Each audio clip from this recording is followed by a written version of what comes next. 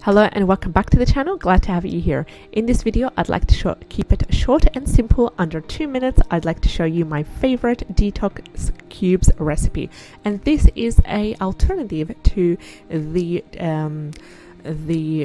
shots. You know, the shots that they sell them in the store to help with detox, to help with immune boosting properties.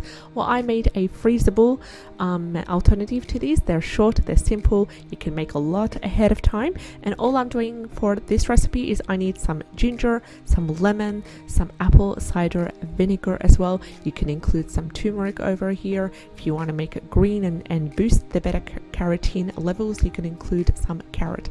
So the wonderful thing about this recipe is it's very flexible. You can include and take away whatever ingredients you feel that you need as part of your shot. So just combine all these ingredients together. Use a nut milk bag to strain the pulp. Get rid of the pulp, or use it in your recipes, in your stews, in your stir fries as well. And take the juice. Take the juice and put it in silicone ice cube trays, freeze it up, and use it whenever you want to have a shot or a hot tea as well. Just take out a cube from the freezer, pour some hot water on top of it, and drink as a warm tea.